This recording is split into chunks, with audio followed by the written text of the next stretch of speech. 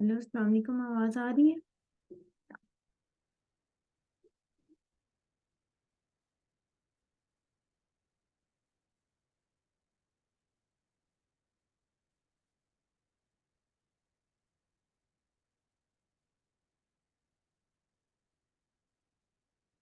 Hello, अस्सलाम वालेकुम बेटा, आपको आवाज आ रही है?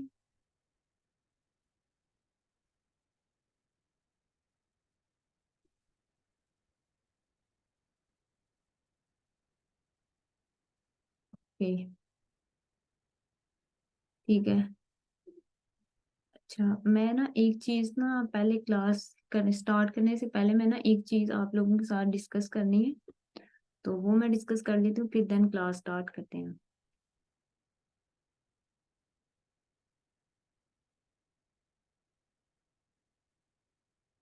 अच्छा, ये चीज है कि मतलब कुछ लोग जो मतलब मैसेज करते हैं वो कहते हैं कि मैम आप इतनी कम फी क्यों रखी है। कुछ कहते हैं कि मैम आपने ज्यादा, पहले मैंने ज्यादा फी रखी थी तो बच्चों को ये इशू था कि मैम आपने इतनी ज्यादा फी क्यों रखी है, और कुछ कहते हैं कि मैम आपने इतनी कम फी क्यों रखी है।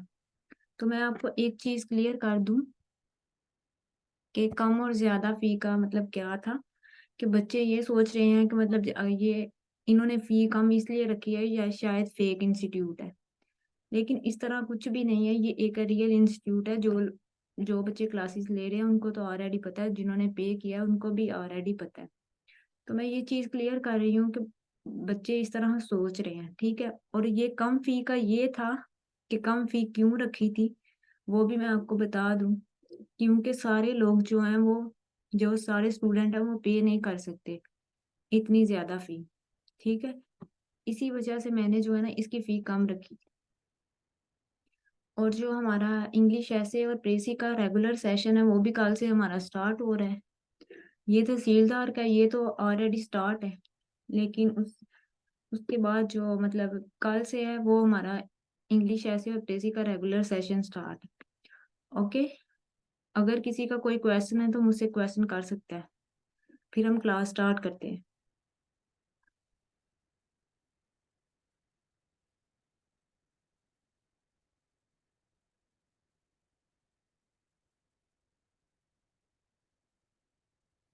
No question, okay. हम क्लास को स्टार्ट करते हैं और आज हम पहले करेंगे प्रेसी। प्रेसी पढ़ेंगे, प्रेसी होती क्या है, इसको करने के क्या प्री प्री रिक्विजिट्स हैं या रूल्स हैं, ठीक है।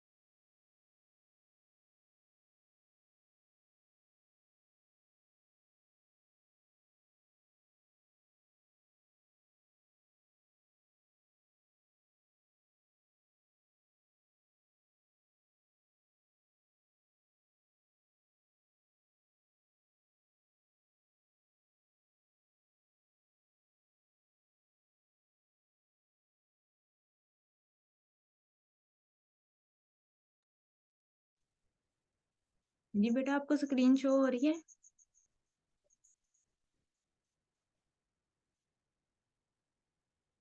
तो मुझे मैसेज कर दीजिएगा काइंडली।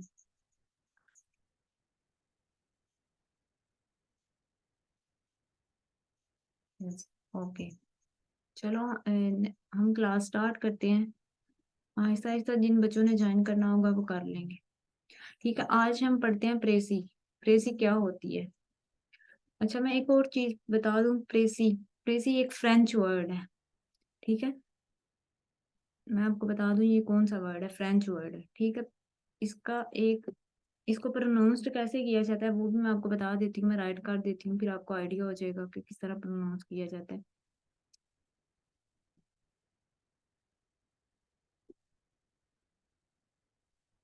Okay. अच्छा, ये पहली बात है, ये एक फ्रेंच वर्ड है। नेक्स्ट, इसको प्रोनाउंस कैसे करना है? प्रेसी। ये इसकी प्रोनाउंस की एब्रीविएशन है। ठीक है, देन हम स्टार्ट करते हैं। प्रेसी होती क्या है वो भी मैं आपको बता दूं। प्रेसी एक concise summary of the essential points, statements और फैक्ट। इसको आप इजी वर्ड में अगर कहो तो ये हो सकता है प्रेसी के एक पैराग्राफ जो गिवन होता है उसको हम कंसाइज यानी वन थर्ड करके लिख दें, कंसाइज करके लिख दे तो वो प्रेस। ठीक है, नेक्स्ट हम स्टार्ट करते हैं। मैंने आपको बता दिया कि प्रेसी क्या है, और उसके बाद बेसिक रूल उसके क्या हैं वो मैं आपको बता देती हूँ। बेसिक रूल्स क्या है? सबसे पहले आता है टाइटल। टाइटल क्या होता है? टाइटल कौन है जो उन स्टूडेंट को अपना माइक म्यूट कर दे?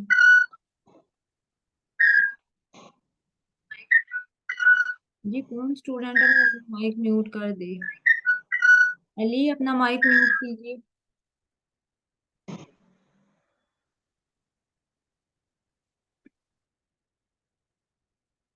और तो मैं ही कर देती हूँ।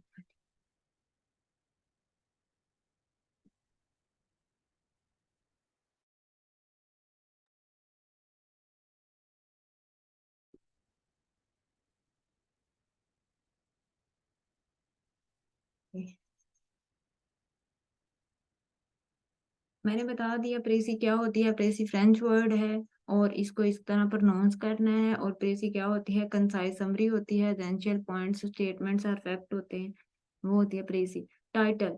टाइटल की एक चीज मैं पहले बता दूं कि टाइटल आप लोगों ने पहले उसको देखना कैसे का मतलब कैसे ढूंढना है टाइटल, कि किधर है प्रेसी में टाइटल। उसकी मैं एक इजी ट्रिक बताती हूँ। आप सबसे पहले तो जब प्रेसी का पैराग्राफ जो गिवन दिया होता है एग्जामिनर ने, वो आप 2-3 बार उसको पढ़े।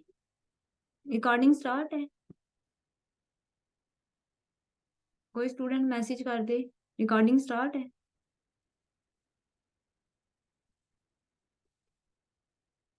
जी, ओके, ठीक है। अच्छा, टाइटल को आपने किस तरह ढूंढना है कि मतलब टाइटल किधर गिवन होगा? प्रेसी में जो एक पैराग्राफ दिया होता है, पहले तो आप उसको अंडरस्टैंड करने की कोशिश करें कि एग्जामिनर ने इसमें क्या पूछा है हमसे, क्या डिमांड की है। ठीक है, और टाइटल को किस तरह ढूंढना है मैं आपको बता देती हूँ। आप पहले पैराग्राफ को 2-3 बार रीड करेंगे। ठीक है, और जो सबसे पहले होता है, सबसे पहले 2-3 लाइनें होती हैं, या तो टाइटल उसमें होता है, या जो एंड पे लाइनें होती हैं, सबसे एंड वाली जो लाइंस होती हैं उसमें टाइटल होता है, या मेन आइडिया जो होता है हमारा प्रेसी का उसमें टाइटल होता है। बस इन 3 चीजों में ही टाइटल आपको मिलेगा। ठीक है, उसके बाद टाइटल को लिखना कैसे है वो भी मैं आपको बता देती हूँ। टाइटल को हम इन्वर्टेड कामा में नहीं लिखेंगे। कुछ टीचर्स ने आपको रिकमेंड किया होगा कि आप इसको इन्वर्टेड कामा में लिखें, तो आप इसको इन्वर्टेड कामा में नहीं लिखेंगे, इसको अंडरलाइन नहीं करेंगे। लेकिन उसको एक जैसे पेज, जो पेज दिया गया होता है, जो शीट दी गई होती है, उसमें आपने टाइटल लिखना है तो आप किस तरह लिखेंगे? सेंटर में लिखेंगे, पेज के सेंटर में, लेकिन वो उसको मार्कर के साथ लिखेंगे। ठीक है। अच्छा, टाइटल जो होते हैं ना, वो 2 तरह से हम लोग जो है मतलब कुछ स्टूडेंट हैं उनको टीचर्स बताते हैं कि आप इस तरह टाइटल लिखें, लेकिन मैं जो आपको रिकमेंड करूंगी वो भी मैं आपको बता देती हूँ। पहले मैं टाइटल बताती हूँ। जैसे ये देखें, नीचे एग्जाम्पल दी हुई है, ये एक एग्जाम्पल है, आपको नजर आ रही होगी जिसको मैंने अंडरलाइन किया, कि लाइंग इज अ कर्स। ये सेंटेंस में दिया हुआ है कि झूठ एक लानत है। ठीक है, लेकिन हमने किस तरह टाइटल लिखना है वो भी मैं आपको बता देती हूँ। दूसरा ये है कि लाइंग अकर्स फ्रेज। जी, अच्छा, आपको आपने किस तरह टाइटल लिखना है? आपने सेंटेंस में हरगिज टाइटल नहीं लिखना, एग्जामिनर फेल कर देगा। प्रेसी को देखेगा अगर आपने सेंटेंसेस में लिखा है टाइटल, तो आपकी प्रेसी को पढ़े बगैर वो फेल कर दे। आपने टाइटल किस तरह लिखना है? फ्रेज की फॉर्म में लिखना है, जैसे कि मैंने लिखा लाइंग इज अ कर्स, एक सेंटेंस था, तो इसको फ्रेज में कन्वर्ट करना है। फ्रेज में इस तरह कन्वर्ट करेंगे, ठीक है। सबसे पहले तो मैंने आपको बता दिया टाइटल।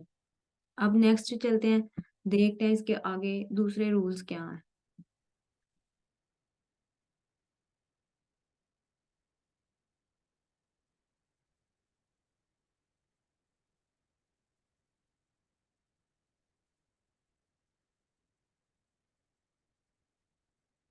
ये किस बच्चे को कौन सा क्वेश्चन है?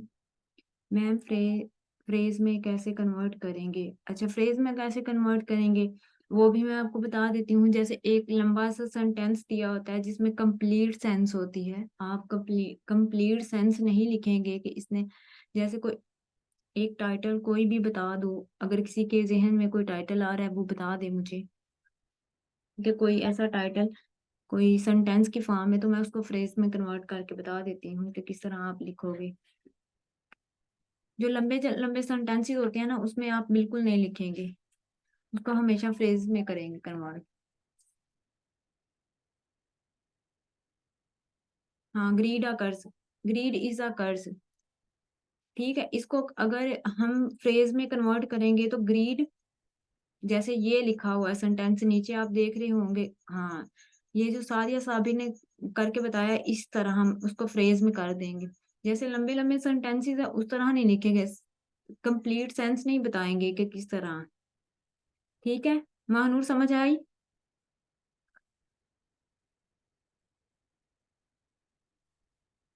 ओके देन हम चलते हैं कि टाइटल मैंने बता दिया, मैं आगे नेक्स्ट आपको बता दूंगी टाइटल लिखने का मेथड किस तरह हम करेंगे। ओके, चले। अच्छा, टाइटल हमने किधर लिखना है? कुछ टीचर रिकमेंड करते हैं कि टाइटल आप जो है वो प्रेसी जब लिख लें तो आप नीचे टाइटल को लिख दें, लास्ट पे जिधर वर्ड्स लिखते हैं एक साइड पे मेंशन करते हैं, बिल्कुल उधर नहीं लिखना। टाइटल को हमेशा टॉप में लिखना है, जैसे मैंने बता दिया कि किधर लिखना है, सेंटर में लिखना है, मार्कर के साथ लिखना है टाइटल को, ठीक है। और उसके बाद हमने प्रेसी का एक रूल और है कि आपने थर्ड पर्सन प्रोनाउन यूज करना है।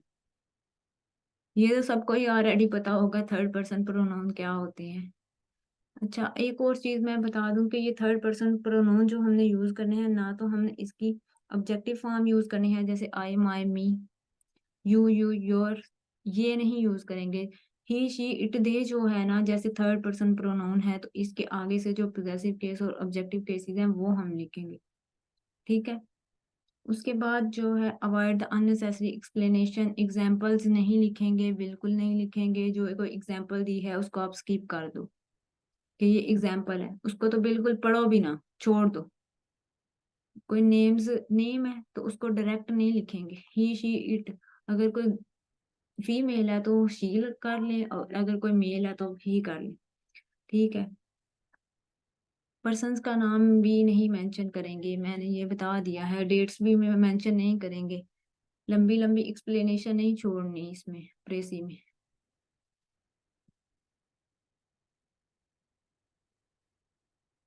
अच्छा, सबसे पहले आप लोग प्रेसी करने का एक रूल तरीका ये है कि आपने एक गिवन जो पैराग्राफ होता है उसको देखो, ठीक है, उसको 2-3 बार रीड करो, जो समझ आई वो लिख लो।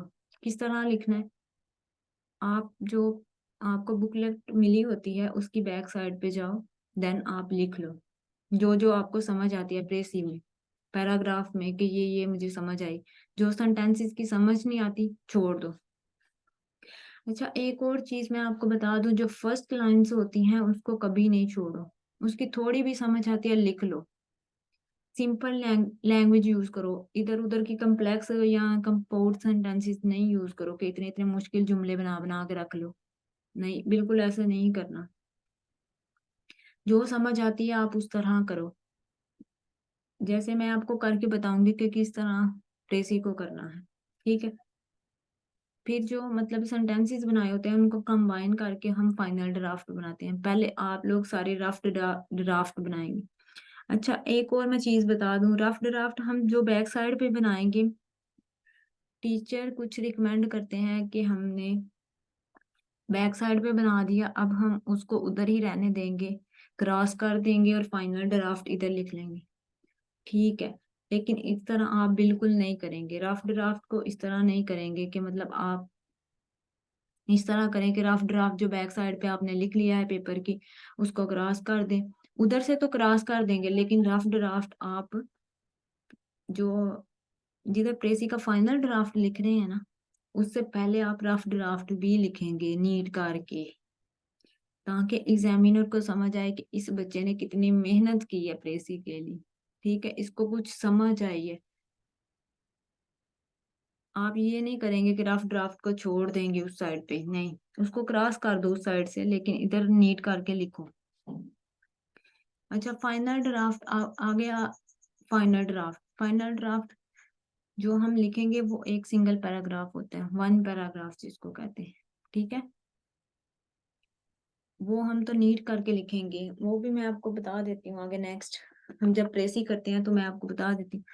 उसके बाद जो सबसे पहले एक और चीज होती है, डायरेक्ट क्वेश्चन जो होते हैं हमारे, जैसे किसी बंदे का नाम है, किसी पर्सन का नाम है, तो हमसे मतलब नाम है, तो हम उसको डायरेक्ट नहीं रहने देंगे, उसको इनडायरेक्ट कन्वर्ट कर देंगे, इनडायरेक्ट स्पीच में कन्वर्ट कर देंगे। जैसे डायरेक्ट और इनडायरेक्ट करते हैं आप लोग, नरेशन करते हैं ना, जिसको नरेशन आती होगी वो प्रेस ही कर लेगा। जो डायरेक्ट बात है उसको इनडायरेक्ट में कन्वर्ट करो, ठीक है। एक सिंगल पैराग्राफ लिखेंगे, वो तो मैं ऑलरेडी बता चुकी हूँ। उसके बाद प्रेसी का स्टार्ट किधर से लेंगे, आप लोगों के जहन में आता होगा कि हमने प्रेसी स्टार्ट किधर से मैम करनी है, आप मुझे हमें ये बता दें। मैं आपको बता दूं, आप जब प्रेसी पढ़ोगे आपको उसमें से एक कुछ क्रक्स मिलेगा, जिस तरह हम थीसिस लिखते हैं, थीसिस हमारे ऐसे का क्रक्स होता है। इस तरह प्रेसी का जो पैराग्राफ गिवन दिया होता है उसमें भी मेन आइडिया होता है। आपको वो समझ आ जाएगी कि इसमें हमसे कौन सा मेन आइडिया पूछा गया, बताया गया है उसने, ठीक है। वो आप लोग जो मेन आइडिया से उसको स्टार्ट करेंगे प्रेसी को, इधर उधर के जुमलों से स्टार्ट बिल्कुल नहीं करना, आपने मेन आइडिया से प्रेसी को हमेशा स्टार्ट करना है। जब मेन आइडिया से प्रेसी स्टार्ट हो गई, देन आप क्या करेंगे, मेन आइडिया से आप की आइडियाज की तरफ चले जाएंगे। जो गिवन होंगे की आइडिया दिए होते हैं ना प्रेसी में, ठीक है, जो जो आपको समझ आ रही है आप उसको की आइडियाज की तरफ लेते जाएंगे। जैसे पहले मेन आइडिया वन दिया, फिर की आइडिया, फिर उसके अगला की आइडिया क्या क्या बताया गया है प्रेसी में, उसको ना एक ऑर्डर में करेंगे, सीक्वेंस वाइज, ठीक है। उसके बाद सिंपल लैंग्वेज यूज करेंगे। उसके बाद रीड द पैसेज केयरफुली, ये मैंने आपको बता दिया कि पैसेज को केयरफुली पढ़ना है कि एग्जामिनर ने आपसे क्या पूछा है, क्या डिमांड की है, उसको फिर अंडरस्टैंड करना है। अच्छा, एक और चीज बता दूं, कुछ प्रेसी के पैराग्राफ इस तरह के होते हैं कि उसमें कोटेशन मेंशन होती है, आप कोटेशंस नहीं लिखेंगे, उसको अवॉइड कर देंगे। इलिस्ट्रेशन मेंशन होती है, उसको भी छोड़ देंगे, ठीक है। अच्छा, एक कुछ बच्चे ऐसा करते हैं कि उनको कुछ पैराग्राफ पढ़ते हैं, उनको समझ कुछ और आती है, वो क्या करते हैं, अपने पर्सनल कमेंट्स और व्यूज देना शुरू कर देते हैं प्रेसी में, ठीक है। आप लोग बिल्कुल इस तरह नहीं करेंगे, अपने पर्सनल कमेंट्स और व्यूज नहीं देंगे कि मुझे ये समझ आई। एग्जामिनर ने आपके पॉइंट्स ऑफ व्यू से नहीं आपको पूछा, उसने अपने पॉइंट ऑफ व्यू से पूछा, आप उसका पॉइंट ऑफ व्यू बताएंगे कि वो हमसे क्या डिमांड कर रहे हैं, ठीक है। उसके बाद सबसे जो एक हम मिस्टेक करते हैं, जो हमारी लोगों की एक मिस्टेक है, ग्रामेटिकली मिस्टेक्स हमारी बहुत ज्यादा होती हैं, प्रेसी फेल होने के चांसेस ज्यादा होते हैं, ये नहीं करेंगे ग्रामेटिकली मिस्टेक, ठीक है। दूसरी बात, यूज द पास्ट टेंस। अच्छा, ये चीज पूछे मैम, अगर प्रेसी प्रेजेंट में है तो हम पास्ट में जाएंगे, और पास्ट में है तो हम प्रेजेंट में जाएंगे, किधर जाएंगे बता दें मैम, प्रेसी किस तरह लिखनी है, किस सेंटेंस टेंस की फॉर्म में लिखेंगे, तो मैं आपको बता दूं कि हमेशा पास्ट में प्रेसी को करते हैं, प्रेजेंट में नहीं करते। अच्छा, और प्रेसी को जो है वो प्रेसी जो होती है वो सिंपल और कंसाइज करेंगे, क्लियर क्लियर द आइडिया करेंगे, कोहेरेंस होनी चाहिए, नरेट करेंगे। अच्छा, अगर किसी बच्चे को कोई क्वेश्चन है तो वो मुझसे क्वेश्चन कर ले, देन हम फिर चलते हैं और प्रेसी करते हैं आज।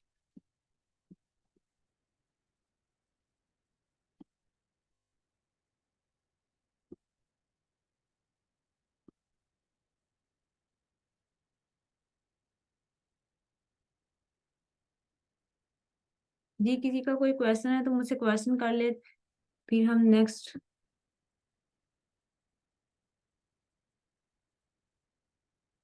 करते हैं प्रेसी। नो क्वेश्चन, फिर स्टार्ट करें हम प्रेसी।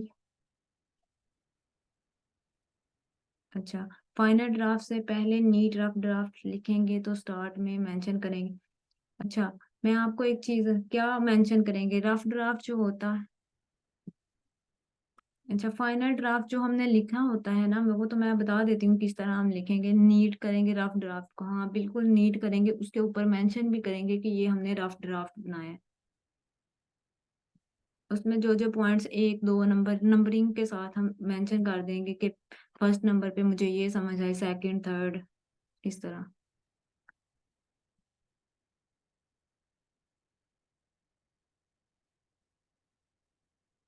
अच्छा, अगर किसी का कोई क्वेश्चन है तो बता दे, देन वो हम फिर नेक्स्ट जो है प्रेसी करते हैं। और मैं आप लोगों से आपके आइडियाज पूछती हूँ प्रेसी की, मतलब आप लोगों जो एक गिवन पैराग्राफ है उससे मैं पूछती हूँ कि आप लोगों को क्या समझ आई इस पैराग्राफ से। No question, okay. नेक्स्ट हम प्रेसी को स्टार्ट करते हैं, अगर किसी का कोई क्वेश्चन नहीं है तो।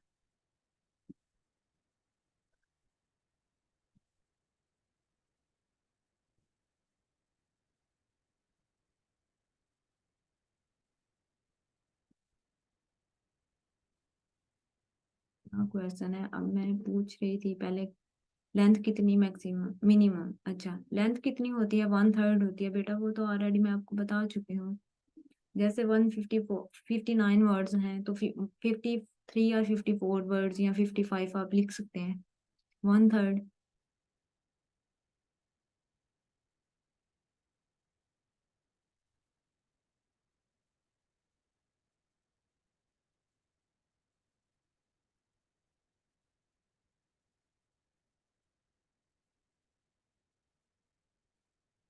चले, ये है एक पैराग्राफ।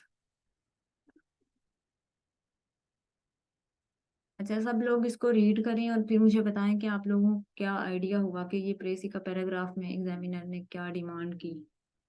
जैसे मैंने आप लोगों से पूछा तो मैंने आपसे क्या पूछा है, सब लोग अपना पॉइंट ऑफ व्यू से बताएंगे। स्क्रीन शो हो रही है।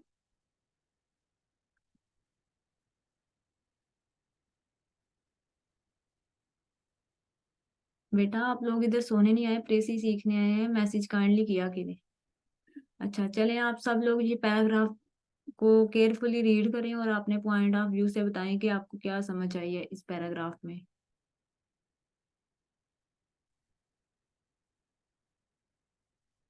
अभी मैंने सबसे बारी बारी पूछ, ये जो बच्चे सोने आए ना, अभी मैंने सबसे पूछना है कि आपको क्या पैराग्राफ की समझ आई।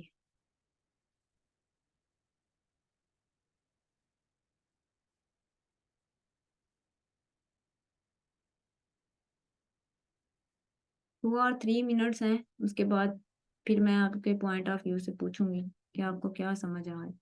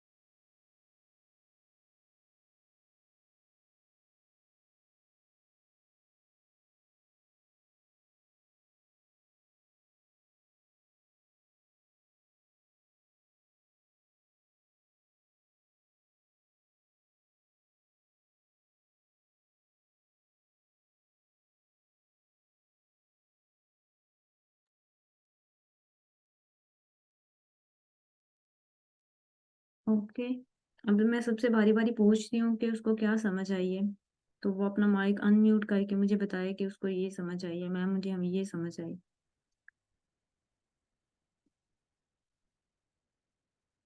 अच्छा, सबसे पहले कौन स्टूडेंट है? उस्मान। चलिए उस्मान से ही पूछ लेते हैं। उस्मान, आपको क्या समझ आई इस पैराग्राफ में?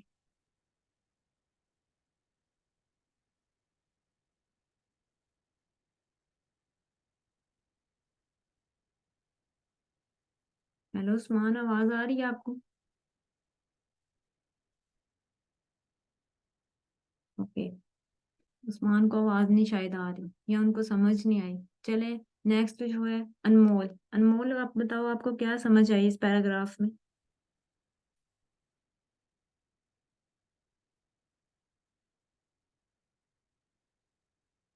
अनमोल, आपको क्या समझ आई है पैराग्राफ जो गिवन है?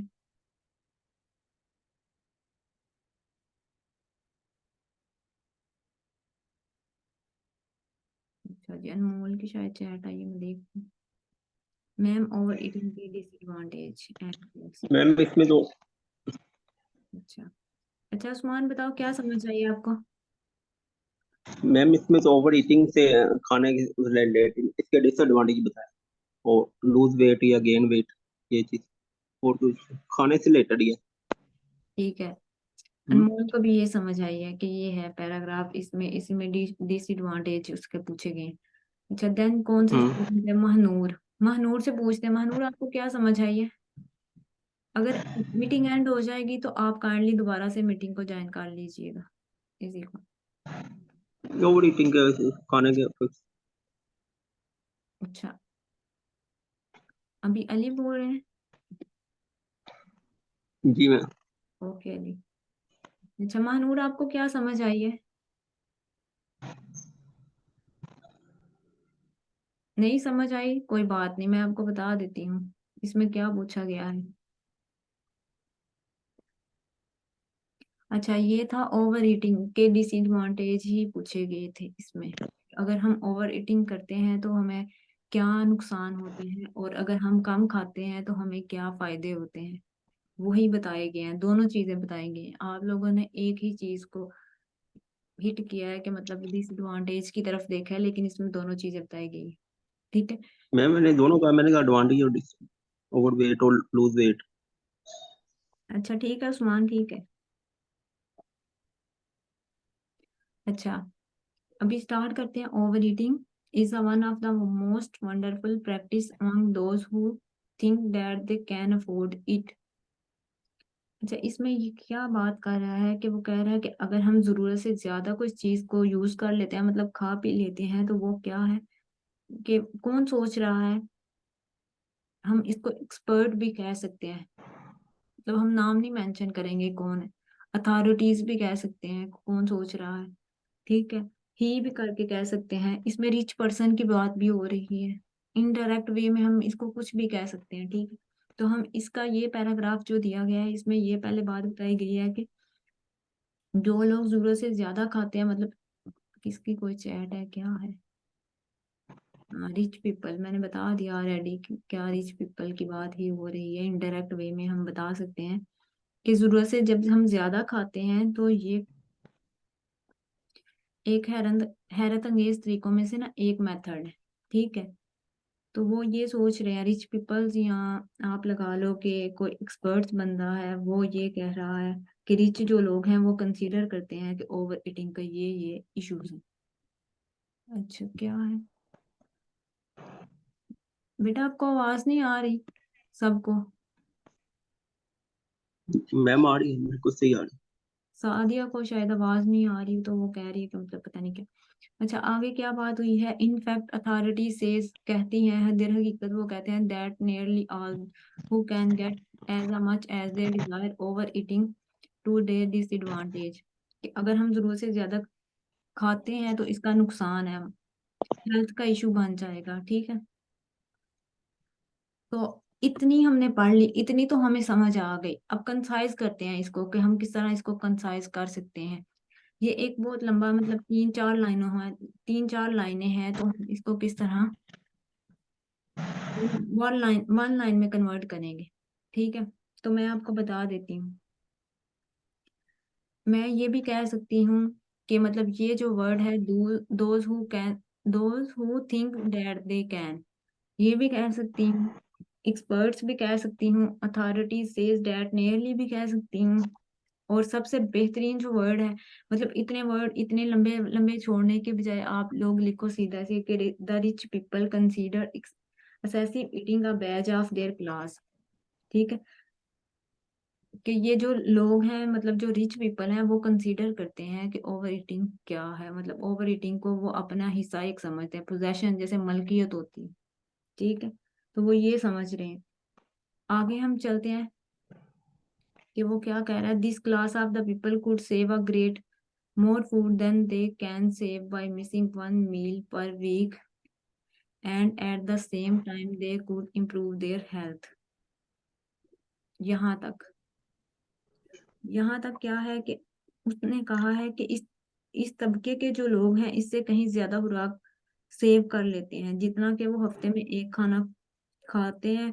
वो ज्यादा से ज्यादा खाते हैं तो वो सेविंग नहीं कर सकते, खाने को सेव नहीं करते, मतलब ज्यादा से ज्यादा खाते हैं, जिसकी वजह से हेल्थ के इशू बन जाते हैं।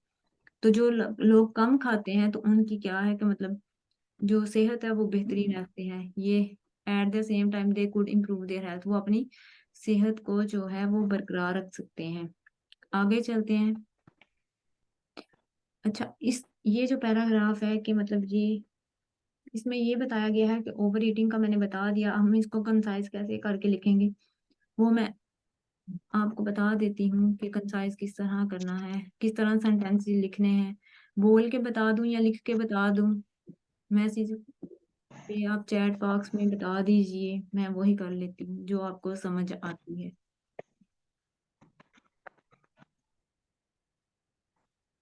अच्छा जी, कौन किसका मैसेज आया है?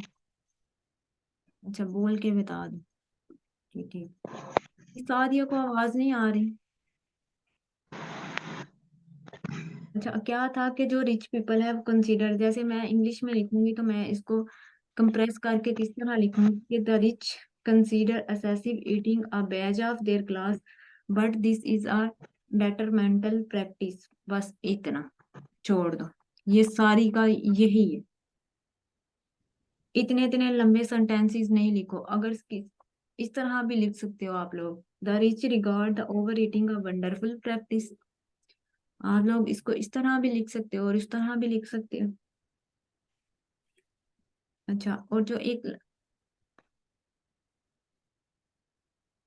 अच्छा अभी आ रही है आवाज, ठीक है। अच्छा, जो आगे मैंने बताया था कि वो जो class of the people could save है, इसको किस तरह हमने कंप्रेस करके लिखना है वो भी मैं आपको बता देती हूँ। इसको इस तरह भी लिख सकते हैं, सच people can not only save a great deal of food by eating less, but also अरे हार देयर हेल्थ। गई है इसका माइक फोकस कर अनम्यूट है, काइंडली म्यूट कर दीजिए। है?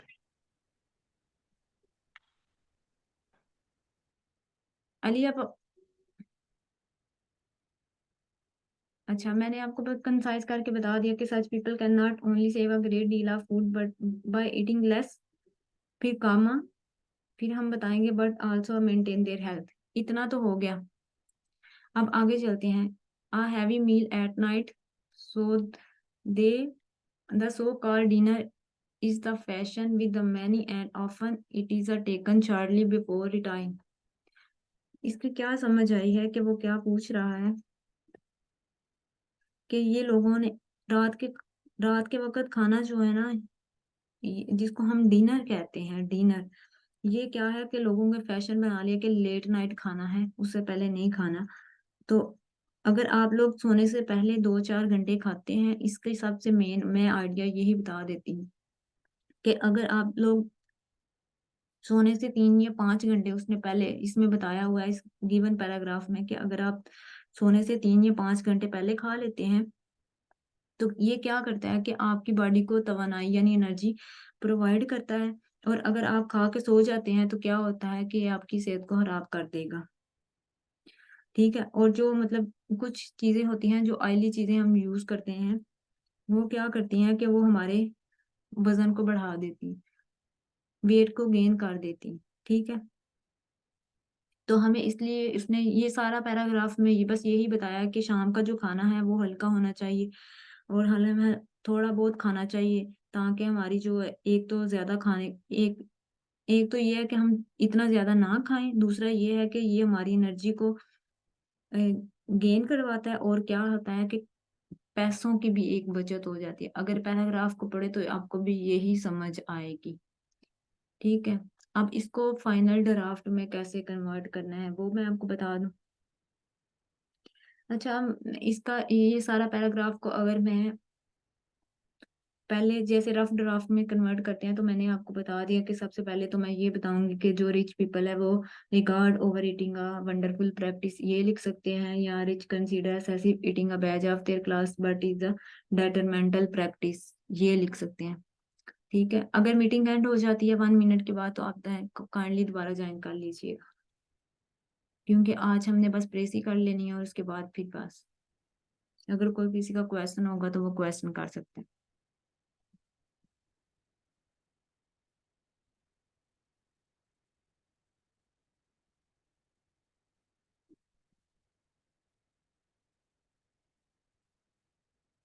अच्छा, और मैंने दूसरी भी जो समझ आई यहाँ तक वो मैंने बता दिया कि उसको हमने किस तरह लिखना है।